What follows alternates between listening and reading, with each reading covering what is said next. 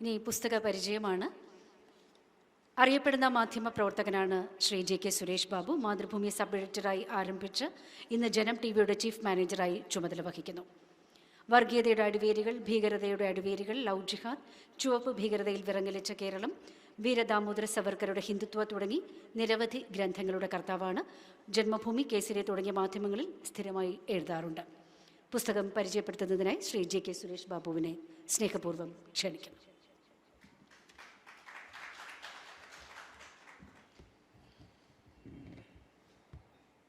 ബഹുമാനപ്പെട്ട യോഗാധ്യക്ഷൻ Shri Govi sir, Abdul Salam sir, എൻ്റെ മുതിർന്ന സഹോദരനും നാട്ടുകാരനും ഭാരതീയ വിചാരകേന്ദ്രം ഡയറക്ടറുമായ സഞ്ജയൻ ചേട്ടൻ, പുസ്തകത്തിൻ്റെ രചയിതാവും പ്രജ്ഞാപ്രവാഹിൻ്റെ ദേശീയ സംയോജകനുമായ നന്ദേട്ടൻ, സദസ്സിലെ മുതിർന്ന കാര്യകർത്താക്കൾ, സഹോദരീ സഹോദരന്മാരെ, എല്ലാവർക്കും നമസ്കാരം.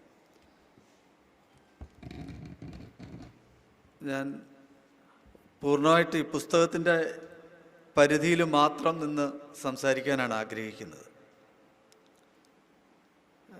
ഗോപി സാറും അബ്ദുൽ സലാം സാറും പറഞ്ഞ മാതിരി നന്ദേട്ടൻ്റെ ഏതാണ്ട് എല്ലാ പുസ്തകങ്ങളും വായിച്ച ഒരാളാണ് ഞാൻ. അപ്പോൾ ഓരോ പുസ്തകം വരുമ്പോഴും അദ്ദേഹത്തിനെ മണിയടിച്ചിട്ട് എനിക്ക് പ്രത്യേകിച്ച് ഒരു കാര്യമില്ല, അതുകൊണ്ടാണ് തുറന്നു പറയുന്നത്.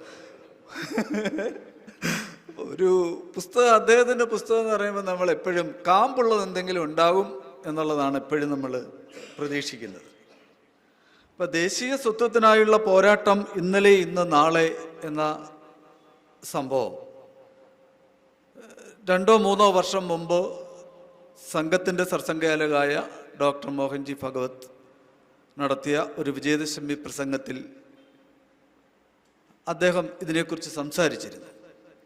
അതിനുശേഷം അതിനു മുമ്പും നന്ദേട്ടൻ ഈ വിഷയത്തെക്കുറിച്ച് വളരെ കാര്യമായിട്ട്, വളരെ ഗഹനമായിട്ട് ഇതിനെക്കുറിച്ച് സംവദിക്കുകയും എഴുതുകയും ഒക്കെ ചെയ്തിരുന്നു.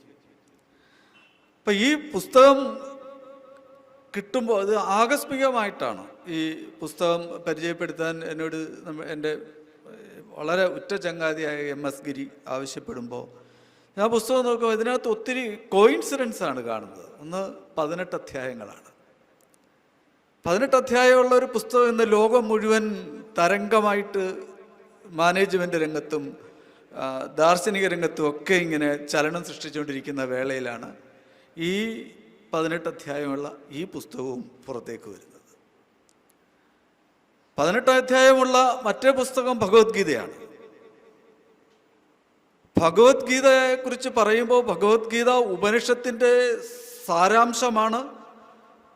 എല്ലാ ഉപനിഷത്തുകളുടെയും കാച്ചിക്കുറുക്കിയ ഇതാണ്, അതിൻ്റെ സാരാംശമോ സത്വമാണ് എന്ന് പറയുമ്പോൾ അതേപോലെ തന്നെ ഈ പുസ്തകത്തിലും ഈ 18 അധ്യായത്തിലൂടെ സ്വാതന്ത്ര്യത്തിനു മുമ്പും സ്വാതന്ത്ര്യത്തിൻ്റെ കാലഘട്ടത്തിലും ഇന്ന് നമ്മുടെ വർത്തമാനകാലവും അത് കഴിഞ്ഞുള്ള ഭാവിയിലേക്കും ഈ കാലാതിവർത്തിയായി ഭാരതത്തിൻ്റെ കാഴ്ചപ്പാട്, ഭാരതത്തിൻ്റെ സ്വത്വം, ഭാരതത്തിൻ്റെ തനിമ, ഭാരതത്തിൻ്റെ ഗരിമ, എന്താണ് ഭാരതം, എങ്ങനെ പോകണം, വളരെ വ്യക്തമായ ദിശാബോധം, കാഴ്ചപ്പാട് ഈ പുസ്തകത്തിൽ നമുക്ക് നൽകുന്നു. സഹസ്രാബ്ദങ്ങളുടെ ചരിത്രം, ആദി ഉഷസ് മുതൽ ഒരുപക്ഷെ ലോകത്തിന് മുഴുവൻ സംസ്കാരത്തിൻ്റെ പ്രഭാപ്രസരം പകർന്നു നൽകിയ കാലാതിവർത്തിയായ ഭാരതീയ സംസ്കാരത്തിൻ്റെ ഉജ്ജ്വലമായ ആ പ്രവാഹം, അനുസ്യൂതമായ ധാര, ആ ധാരയെ മുഴുവൻ ഒരു കൈക്കുടന്നയിലാക്കി ഈ പുസ്തകത്തിലേക്ക് കാച്ചി കുറുക്കിക്കൊണ്ടു വന്നിരിക്കുന്നു എന്നുള്ളതാണ് ഇതിൻ്റെ ഏറ്റവും വലിയ പ്രത്യേകത. അതിനകത്ത് ഭാവിയുടെ ദാർശനികനായ എന്ന് വിശേഷിപ്പിക്കപ്പെടുന്ന മഹർഷി അരവിന്ദൻ, അദ്ദേഹം നമ്മുടെ മുന്നിൽ വെച്ചിട്ടുള്ള ഭാവിയിലേക്കുള്ള കാഴ്ചപ്പാട്, ആ കാഴ്ചപ്പാട് ഈ പുസ്തകത്തിൽ വരച്ചു കാട്ടുന്നു. എങ്ങനെയാണ് സ്വാതന്ത്ര്യത്തിൻ്റെ പോരാട്ടം, ആ എന്തുകൊണ്ട് സ്വാതന്ത്ര്യത്തിന് വേണ്ടിയുള്ള ഒരു പോരാട്ടം ഭാരതത്തിലുണ്ടായി, നമ്മൾ ഇതുവരെ ആലോചിച്ചിട്ടില്ലാത്തൊരു ഘടകമാണ്.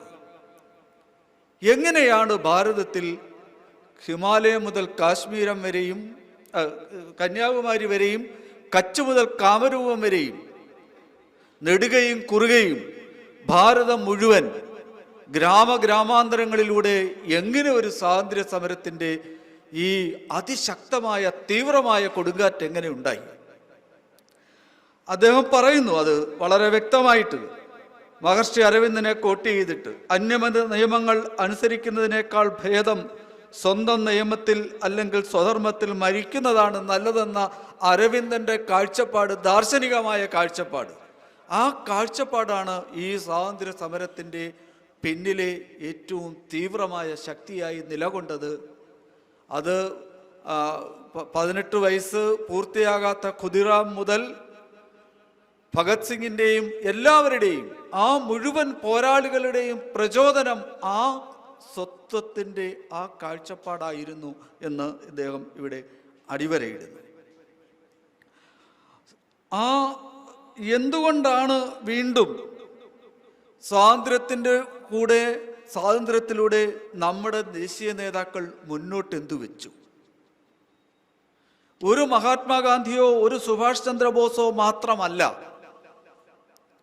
അവരോടൊപ്പം നേരത്തെ പറഞ്ഞ മാതിരി നൂറുകണക്കിന് ആളുകൾ, നൂറുകണക്കിന് നേതാക്കൾ, നൂറുകണക്കിന് പ്രവർത്തകർ അവരുടെ ജീവിതം ആഹുതി ചെയ്തിട്ടുണ്ട്. അതോടൊപ്പം തന്നെ അവരുടെ ചിന്തകൾ ഇതിനു വേണ്ടി പ്രവർത്തിപ്പിച്ചിട്ടുണ്ട്. സ്വത്വം എന്ന് പറയുന്ന വാക്കിന് ഏറ്റവും പുതിയ കൺസെപ്റ്റിൽ അദ്ദേഹം ഉന്നയിക്കുന്നത് സ്വാതന്ത്ര്യ സമര കാലഘട്ടത്ത് സ്വത്വത്തിൻ്റെ കാഴ്ചപ്പാടിനെയാണ്. തിലകനും മഹർഷി അരവിന്ദനും ഗാന്ധിജിയും മുന്നോട്ട് വെച്ച 3 പോയിന്റുകൾ: സർവോദയം, സ്വരാജ്, സ്വദേശം. സർവോദയം എല്ലാവരുടെയും ഉന്നമനം ആഗ്രഹിച്ചു. സ്വരാജ് അഥവാ സ്വയംഭരണം. അതേപോലെ തന്നെ സ്വദേശം എന്ന് പറയുന്നത് അതിശക്തമായ ആ സ്വദേശത്തിൻ്റെ, നമ്മുടെ മാതൃഭൂമിയുടെ ആ മാതൃഭൂമിയെക്കുറിച്ചുള്ള കാഴ്ചപ്പാടിൻ്റെ, അതിനെ ഓൺ ചെയ്യുന്ന അല്ലെങ്കിൽ അതിനെ നെഞ്ചിലേറ്റുന്ന ആ സ്വഭാവത്തെ, ആ 3 കാര്യങ്ങളാണ് ഒരു പക്ഷേ സ്വാതന്ത്ര്യത്തിൻ്റെ ഏറ്റവും അടിസ്ഥാനപരമായ ഘടകമായി വികസിച്ചതെന്ന് അദ്ദേഹം ഈ പുസ്തകത്തിൽ വ്യക്തമാക്കുന്നു. ഈ പോരാട്ടത്തിൻ്റെ അടിസ്ഥാന ഘടകം സ്വത്വത്തിൻ്റെ പുനഃസ്ഥാപനമാണ്. അതിനുവേണ്ടി 1905 ആരംഭിച്ച സ്വദേശി പ്രസ്ഥാനം, ആ സ്വദേശി പ്രസ്ഥാനം ഈ സ്വാതന്ത്ര്യ സമരത്തിൻ്റെ കാലഘട്ടത്തിൽ അത് സംഭാവന ചെയ്ത, അല്ലെങ്കിൽ അത് നമ്മുടെ ഓരോരുത്തരുടെയും ചിന്തകളെ തീപിടിപ്പിച്ചിട്ട് എങ്ങനെയാണ് സ്വദേശി ഒരു പ്രസ്ഥാനമായിട്ട് വിദേശ വസ്ത്ര ബഹിഷ്കരണവും അടക്കം ഓരോ വിദേശ വസ്തുക്കൾ ഓരോന്നും ബഹിഷ്കരിച്ച് സ്വദേശി വസ്തുക്കൾ നിർമ്മിക്കാനും അതിനുവേണ്ടി ഉള്ള അനുസ്യൂതമായ പ്രവർത്തനം മഹാത്മാഗാന്ധി ചർക്ക ഉന്തിയത് ആ ഒരു ചിന്ത ദേശവ്യാപകമായിട്ട് വളർത്താനാണ്. അപ്പോൾ ആ രീതിയിലുള്ള ആ പ്രവർത്തനം എപ്പോഴും ഈ സ്വത്വത്തിൻ്റെ വീണ്ടെടുക്കലിന് വേണ്ടിയായിരുന്നു. ആ സ്വത്വത്തിൻ്റെ വീണ്ടെടുക്കൽ, ഒരു കാര്യം അദ്ദേഹം ഇതിനകത്ത് വളരെ വ്യക്തമായിട്ട് ചൂണ്ടിക്കാണിക്കുന്നുണ്ട്: കോളനിവൽക്കരണം. അതെന്താണ് നമ്മുടെ ദേശീയ ജനതയിൽ ഉണ്ടാക്കിയ വികാരം? അപകർഷത, അജ്ഞത, നിഷ്ക്രിയത്വം, കഴിവുകേട്, ഇച്ഛാശക്തി ഇല്ലായ്മ, മൂല്യങ്ങളോടുള്ള അല്ലെങ്കിൽ മൊത്തത്തിലുള്ള അനാദരവ്. ഞാൻ ഒത്തിരി പുസ്തകങ്ങൾ അടുത്തിടയ്ക്ക് വായിച്ചു. പക്ഷേ ഇത്രയും ക്രിസ്പായിട്ട്, വളരെ കൃത്യമായിട്ട് കോളനിവൽക്കരണത്തിൻ്റെ പ്രശ്നം അതെന്ത് നമ്മൾക്ക് നൽകി എന്നുള്ള കാര്യം ഇത്രയും വ്യക്തമായിട്ട് മറ്റൊരാളും പറഞ്ഞിട്ടില്ല. ഒരു പക്ഷേ ഇന്നും ഭാരതം സ്വാതന്ത്ര്യം പ്രാപിച്ചിട്ടില്ല എന്ന് വിശ്വസിക്കുന്ന, 1947 ആഗസ്റ്റ് 15 ഇന്ത്യക്ക് സ്വാതന്ത്ര്യം കിട്ടിയില്ല എന്ന് വിശ്വസിച്ച ഒരു രാഷ്ട്രീയ പ്രസ്ഥാനം ഇന്നും ഭാരതത്തിലുണ്ട്. അവരിന്നും പുലർത്തുന്ന ഇന്ത്യ വിരുദ്ധതയുടെ കാരണം ഈ കോളനിവൽക്കരണത്തിൻ്റെ ബാക്കി പത്രത്തിൽ നിന്ന് അവർ മോചിതരായിട്ടില്ല എന്നുള്ളത് കൊണ്ടാണെന്ന് ഞാൻ ഇപ്പോഴും കരുതുന്നു. നിങ്ങൾക്കറിയാം, കമ്മ്യൂണിസ്റ്റ് പ്രസ്ഥാനം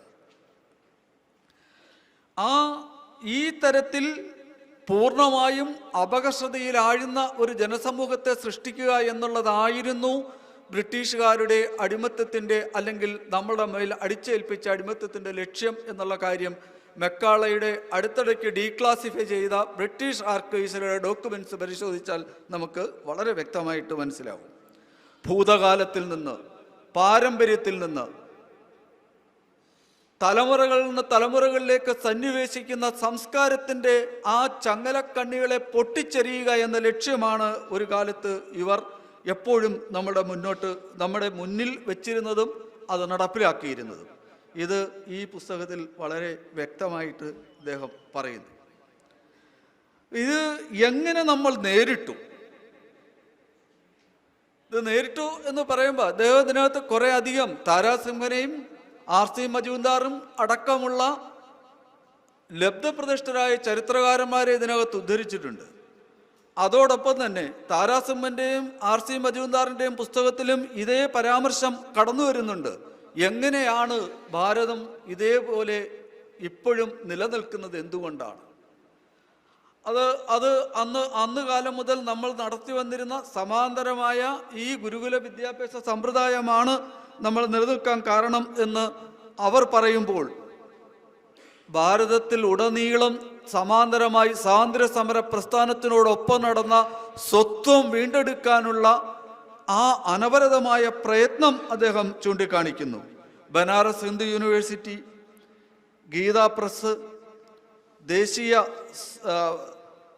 സ്വാശ്രയത്വത്തിന് വേണ്ടിയുള്ള സ്വദേശി ഉൽപ്പന്നങ്ങൾക്ക് വേണ്ടിയുള്ള നമ്മുടെ പ്രവർത്തനം, ഇത് ഒരു ബ്രിട്ടീഷ് സ്വാതന്ത്ര്യത്തിൻ്റെ കാലം മുതൽ മാത്രമല്ല, അതിനു മുമ്പ് ഉണ്ടായ അടിമത്തത്തിൻ്റെ കാലം മുതൽ തന്നെ ഹിന്ദുത്വവും ഹിന്ദു മൂല്യങ്ങളും സനാതനധർമ്മവും നമ്മുടെ സംസ്കാരവും നിലനിർത്താനും രക്ഷിക്കാനും വേണ്ടി നടത്തിയ പോരാട്ടത്തിൻ്റെ ചുരുക്കം ഇതിനകത്ത് വളരെ വ്യക്തമായിട്ട് അദ്ദേഹം വരച്ചു കാണിക്കുന്നുണ്ട്. ഇവിടെയാണ് രാഷ്ട്രസങ്കല്പത്തെക്കുറിച്ച് വീണ്ടും അദ്ദേഹം വളരെ ഡീപ്പായിട്ട് രാഷ്ട്രസങ്കല്പത്തിലേക്ക് പോകുന്നുണ്ട്. രാഷ്ട്രസങ്കല്പം, ഈ രാഷ്ട്രം എന്ന് പറയുന്നത് ഇതിനെക്കുറിച്ച് നേരത്തെ പറഞ്ഞു. ദേശം അല്ലെങ്കിൽ നേഷൻ എന്ന് പറയുന്ന ആ ഒരു സങ്കല്പത്തിനപ്പുറത്താണ് രാഷ്ട്രം. നമ്മൾ സർവ്വചരാചരങ്ങളിലും ആത്മാവുണ്ടെന്നും ഈശ്വരനുണ്ടെന്നും വിശ്വസിക്കുന്ന ഒരു സമൂഹമാണ്.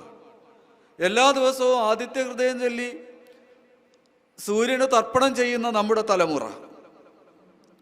എല്ലാത്തിലും ഈശ്വരനും, അതേപോലെ തന്നെ രാഷ്ട്രത്തിനും ആത്മാവുണ്ട് എന്ന കൺസെപ്റ്റ് ഇത് ദീൻദയാൽ ഉപാധ്യായ നേരത്തെ പറഞ്ഞിട്ടുണ്ട്. എങ്കിൽ പോലും ഇതിനകത്ത് വളരെ വളരെ കൂലങ്കുഷമായിട്ട് ഈ രാഷ്ട്രസങ്കല്പത്തെക്കുറിച്ച് പറയുന്നുണ്ട്.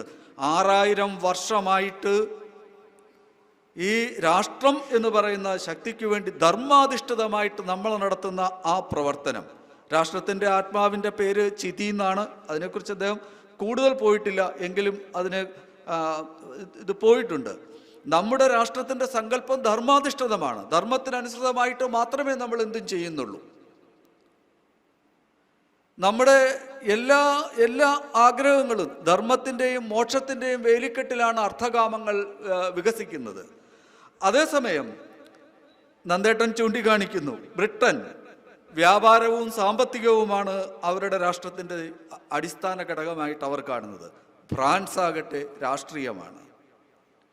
അപ്പോൾ ഈ തരത്തിലുള്ള വളരെ വ്യതിരിക്തമായ, വളരെ സൂക്ഷ്മമായ, ഒരിക്കലും മറ്റൊരു എഴുത്തുകാരനോ സാഹിത്യകാരനോ കടന്നു പോകാത്ത അതിസൂക്ഷ്മമായ മേഖലകളിലേക്കും സങ്കല്പങ്ങളിലേക്കും ഈ പുസ്തകം നമ്മളെ കൊണ്ടുപോകുന്നു. ഒപ്പം ദേശീയ പ്രസ്ഥാനത്തിൻ്റെ വ്യത്യസ്ത ധാരകൾ, ഈ വ്യത്യസ്ത ധാരകളിൽ നേരത്തെ ഗോപി സാറ് സൂചിപ്പിച്ചു, നമ്മൾ ഒരിക്കലും നമ്മൾ ഒരു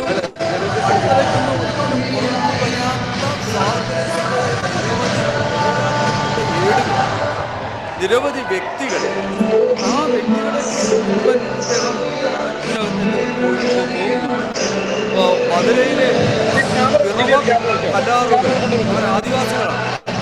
വെള്ളല്ലൂർ എന്ന് പറയുന്ന സ്ഥലത്ത് 5000 പേരെയാണ് ബ്രിട്ടീഷുകാർ കൂട്ടത്തിൽ ചെയ്യുന്നത്. അതുപോലെ ആ ഓരോരോ സംഭവങ്ങളും ഇന്ത്യ മുഴുവൻ ഇത്തരം പോരാട്ടങ്ങളുടെ ഒരു സമഗ്രമായ ഒരു ചെറിയ കുറിപ്പെങ്കിലും ഈ പുസ്തകത്തിലൂടെ പരാമർശിച്ച് കടന്നുപോകും. ബ്രിട്ടീഷുകാരുടെ അജണ്ട, ആ അജണ്ട വിഭജനമായിരുന്നു. വിഭജിച്ച് ഭാരതത്തിലെ ഒരിക്കലും സമൂഹം, ഭാരതീയ സമൂഹം, ഡോക്ടർ അബ്ദുൽ കലാം സാർ ഇപ്പോൾ ചൂണ്ടിക്കാണിച്ചു, മോഹൻജി ഭഗവത് പറഞ്ഞു, മൊത്തം ഭാരതത്തിൽ ജീവിക്കുന്ന മുഴുവൻ ആൾക്കാരുടെയും DNA ഒന്നാണെന്ന് പറയുന്നു. ആ DNA ഒന്നായതുകൊണ്ട് നമുക്ക് ഐക്യപ്പെടാനുള്ള ഒരു അവസരമാണ് അദ്ദേഹം തുറന്നു കാട്ടുന്നത്. അതേസമയം ഇതിനകത്ത് എങ്ങനെ നമ്മൾ വിഭജിക്കാം എന്നുള്ളതിലേക്കാണ് പോകുന്നത്. മര്യാവർത്തിൻ്റെ വളരെ പ്രശസ്തമായ പുസ്തകം താങ്കിങ് യു ഇന്ത്യ, ആ പുസ്തകത്തിൽ എങ്ങനെയാണ് ജാതി ഉപയോഗിച്ചിട്ട് ഹിന്ദു എന്ന് പറയുന്ന സമൂഹം ഒരിക്കലും ഒന്നിക്കാതിരിക്കാൻ ജാതിയെ തൊഴിലിൻ്റെ അടിസ്ഥാനത്തിൽ നിന്ന് ചാതുർവർണ്ണ്യത്തെ, അവൻ്റെ ഗുണകർമ്മങ്ങൾക്കനുസരിച്ച് പോയിരുന്ന ചാതുർവർണ്ണ്യത്തെ ഒരു ഐത്തത്തിൻ്റെയും ഹീനജാതിയുടെയും ഒക്കെ പേരിൽ എങ്ങനെയാണ് ഭാരതത്തിലെ ഹിന്ദു സമൂഹത്തെ സ്പ്ലിറ്റ് ചെയ്യാൻ ഉപയോഗിച്ചതെന്ന് മര്യാവർത്ത് ഡോക്യുമെന്റ്സ് അടക്കം തുറന്നു കാട്ടുന്നുണ്ട്. ഈ പുസ്തകത്തിൽ അതിൻ്റെ സൂചനകൾ വളരെ വ്യക്തമാണ്. ആ ബ്രിട്ടീഷ് അജണ്ട പൂർണ്ണമായിട്ടും ചൂണ്ടിക്കാട്ടി. ഇതോടൊപ്പം നേരത്തെ ഇദ്ദേഹം പറഞ്ഞു, ഗോപി സാറ് സൂചിപ്പിച്ചു പോയി, ഈ നമ്മുടെ ഭാരതീയ സ്വത്വത്തിന്റെ പ്രതീകമായിട്ട് സിനിമയുടെ രംഗത്ത് പോലും സ്വാതന്ത്ര്യത്തിന്റെ ഇഴകൾ ഉണ്ടായിരുന്നു എന്നത് ഈ പുസ്തകത്തിൽ വളരെ വ്യക്തമായിട്ട് വിശദമായിട്ട് തുറന്നു കാട്ടുന്നു. സാംസ്കാരിക രംഗത്തുണ്ടായ ആ ഉൾത്തുടിപ്പുകൾ വരച്ചു കാട്ടുന്നതോടൊപ്പം ശാസ്ത്രരംഗത്തേക്ക് പോകും. ശാസ്ത്രരംഗത്ത് എസ് ചന്ദ്രശേഖർ നോബൽ സമ്മാനം കിട്ടിയ ശാസ്ത്രജ്ഞനാണ്. അദ്ദേഹം നക്ഷത്രങ്ങളുടെ ജീവിതത്തെക്കുറിച്ചും നക്ഷത്രങ്ങളുടെ മരണത്തെക്കുറിച്ചും ലോകത്തിന് പഠിപ്പിച്ച ആളാണ്. അദ്ദേഹം അമേരിക്കൻ പൗരനായിരുന്നു. പക്ഷേ ആ അമേരിക്കൻ പൗരനായിരുന്ന ഡോക്ടർ ചന്ദ്രശേഖറിൻ്റെ മനസ്സിലുണ്ടായിരുന്ന ഭാരതീയ സ്വത്വത്തെ ഈ ബുക്കിൽ വരച്ചു കാട്ടുകയാണ്. അദ്ദേഹം പറയുന്നു, ആത്മപ്രകാശത്തിന്റെ ആവശ്യമുണ്ടായിരുന്നു, ആത്മപ്രകാശനത്തിന്റെ ആവശ്യമുണ്ടായിരുന്നു. സയൻസ് അടക്കം എല്ലാ മേഖലകളിലും ഇന്ത്യക്കാർ തുല്യരാണെന്ന് പാശ്ചാത്യർക്ക് കാട്ടിക്കൊടുക്കേണ്ടതുണ്ട്. ഈ ഒറ്റ വാക്ക് മതി ഡോക്ടർ സുബ്രഹ്മണ്യൻ ചന്ദ്രശേഖർ എന്ന് പറയുന്ന മഹാമനീഷിയായ ശാസ്ത്രജ്ഞന്റെ ഭാരതത്തോടുള്ള ദർശനവും കാഴ്ചപ്പാടും എന്തായിരുന്നു എന്ന് മനസ്സിലാക്കാൻ. ബ്രിട്ടീഷുകാർക്കുള്ള വെല്ലുവിളി എന്ന നിലയിലാണ് നമ്മൾ ഈ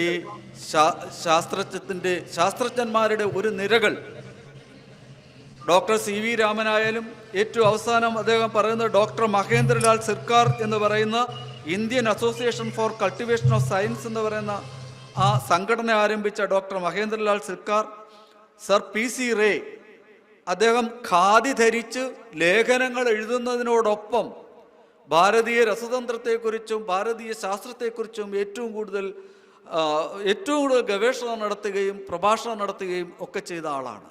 ശാസ്ത്രരംഗത്ത് പോലും സ്വാതന്ത്ര്യത്തിൻ്റെയും സ്വത്വത്തിൻ്റെയും നമ്മുടെ നമുക്ക് വാക്കുകൾ കൊണ്ട് പറയാൻ കഴിയാത്ത ആ പ്രവർത്തനങ്ങളെ മുഴുവൻ ഈ പുസ്തകത്തിൽ കോറിയിടുന്നു. ഇനി എന്ത്? ആ ഭാവി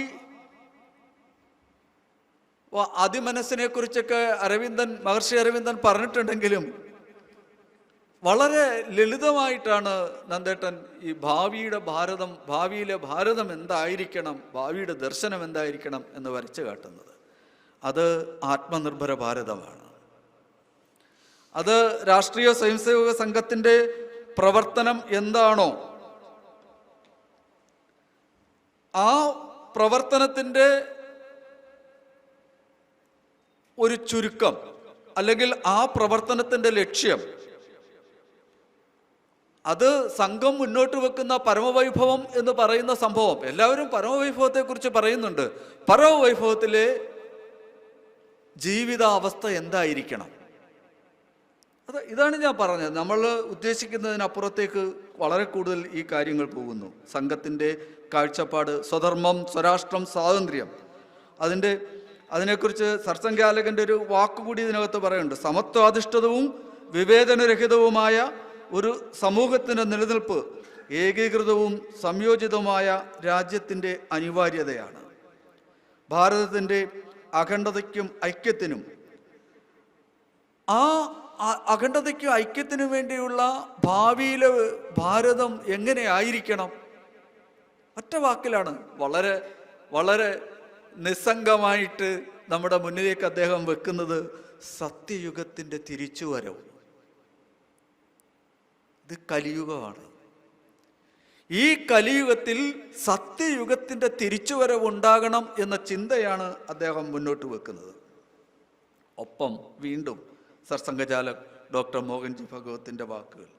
അദ്ദേഹം ജനസംഖ്യാ നയത്തെക്കുറിച്ചും ഭാരതം നേരിടുന്ന പ്രതിസന്ധികളെക്കുറിച്ചും ഒക്കെ പറയുന്നുണ്ടെങ്കിലും അതിനപ്പുറത്തേക്ക് മനുഷ്യൻ ഭൗതിക വസ്തുക്കളുടെ ഉടമസ്ഥനല്ല, സൂക്ഷിപ്പുകാരൻ മാത്രമാണെന്ന ചിന്താഗതിയിൽ സത്യയുഗത്തിൻ്റെ തിരിച്ചുവരവ് എന്ന ചിന്തയാണ് ഈ പുസ്തകത്തിലൂടെ നമ്മളുടെ മുന്നിലേക്ക് നമ്മളോടൊപ്പം വെക്കുന്നത്.